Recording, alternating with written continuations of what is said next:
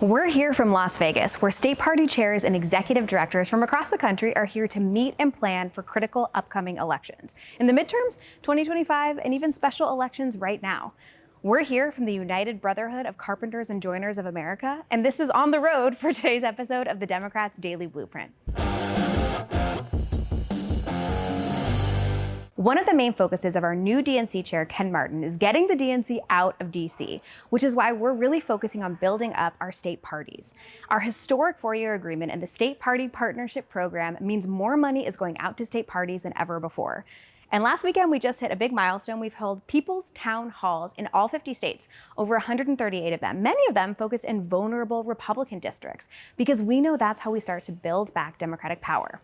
We had some conversations with state party leaders here today, and we wanted to show you some of the highlights for these on today's episode. For the last several months, we've been holding town halls, and we weren't sure if people were going to show up. We've had to have overflow rooms. We've held literally hundreds of town halls all across not only the United States, but the U.S. territories as well. Folks are coming filled with anger, sure, but also filled with hope and ideas. They're coming with things that they want not only the Democrats to do, but they're saying we don't believe the Republicans anymore. The Republicans said that they were going to improve the economy. They're obviously not. They said that they were going to improve trade relationships. They're obviously not. They said that they were going to fix immigration, that they were going to deport criminals. They're not. They're deporting my friends and small business owners in our small town communities. So we know that the voters are beginning to see the Republicans' true colors. The first thing I try to tell people is you can always go to Democrats.org, but you can just Google and find your state party's website. We always post current events that we're hosting. So find your state party website, find your local county party. And I always caution, if you've never been to a county party meeting, you may find them a little bit boring at first because we do party business and it's Robert's Rules of Order. But I'm telling you, give it a chance. Meet people, engage in that, folks, because we do parades, we do voter registration. And if you think things are a little bit too boring, spice it up. Bring your creativity to your local county party meeting because we need you. We need you. We need you. We need you. We're here with Shane Merrill, who is the chair of the South Dakota Democratic Party. Shane, thank you for being here. I understand you wear many hats in addition to being the chair of the party. What are those hats? Well, I'm 32 years old, so I'm one of the youngest chairs in the country. Not the youngest, but one of the youngest. So still got to make a living, and I farm. That's my main job. I farm with my dad and my grandpa. So we do corn and soybeans. I grew up on a dairy farm. We don't dairy anymore. Do row crops. But when we quit dairying, then it was like, well, you got to find something else to do. So I started driving school bus. I do some sub-teaching at the school and coach high school softball and announce the games for the high school there on YouTube. So yeah, I stay pretty busy. Cool. Yeah. Very cool. And Shane, I know there are not as many Democrats as Republicans in South Dakota. Yes. Why are you a Democrat? Because I care about people. And it's kind of funny because I grew up in a family that we have Republicans. My dad's a Republican, and I share that openly. We get along great. But I care about people. We care about quality education. We care about our rural communities. And there's some really scary things happening right now. I think that has everybody concerned, particularly in our small and rural communities, just like where I live. Yeah, rural communities are hit hard by the Trump bill that was passed in Washington and that Republicans got through Congress. The national numbers are 17 million losing health care. 22 million could lose their food assistance or SNAP. Right. Rural communities are also hit hard by that because of rural hospitals. And tell us a little bit about what that looks like for South Dakota.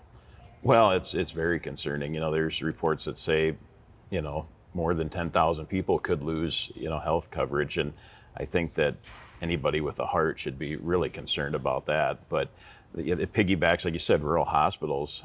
That could be a really important piece because I just think the little towns around where I live, several of them do have hospitals yet. And what's that going to look like, 1, 2, 3 years down the road? And where will these people go? I mean, it's such a long drive into the bigger cities. I think it's very concerning. So time will tell on all that. Well, the shifts in SNAP really are atrocious. I mean, it's literally taking food out of the mouths of children and seniors in our state, and we have to do everything we can to highlight that, to make sure people understand the consequence of this billionaire budget being passed by Congress. We have 4 members of Congress in Minnesota who could have stopped this shift in SNAP benefits, and they did nothing. Instead, they delivered for billionaires instead of the constituents who elected them.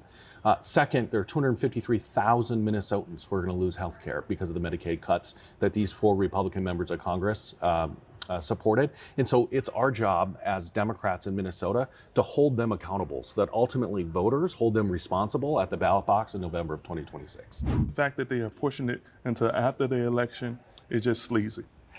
Yeah. I used to work in Congress where Abigail Spanberger used to serve. She's now the Democratic nominee in Virginia for governor. Talk a little bit about that race, the differences between her and her opponent, what's really at stake when it comes to that race. Well, we're disappointed in the leadership of not only Glenn Youngkin, but Winston Merrill Sears and Jason Miyares, because they should know the impact of these decisions that Trump is making and what's happening in Washington, D.C.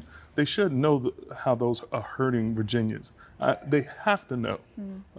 They have a front seat to the disaster, but they're not saying anything. And so what I'm excited about with Abigail Spanberger, with Gonzalo Hashmi and Jay Jones, our Attorney General, is that they are ready, able, and willing to push back on what's going on, not just what's going on in D.C. What are some ways that you stay engaged as a group? Yeah. Well, we have these country committees and chapters all around the world. We have our own global primary, and we held that in over 100 locations around the world in 2024. So we're really into just bringing folks together, especially in these times with so much change in this country, and we're really concerned about our family members and friends and people who live here, as well as our own futures. It's really important for people to connect and meet up, and whether that's to, write postcards to encourage people to vote, which is an important thing we do, or to phone bank, but also just to be together as a community, to have, potlucks and lunches, to table for voter registration. But it's really up to our country committees and chapters to do the kinds of events and activities that are important to them. Thanks for watching these highlights. We'll see you back in Washington tomorrow. Until then.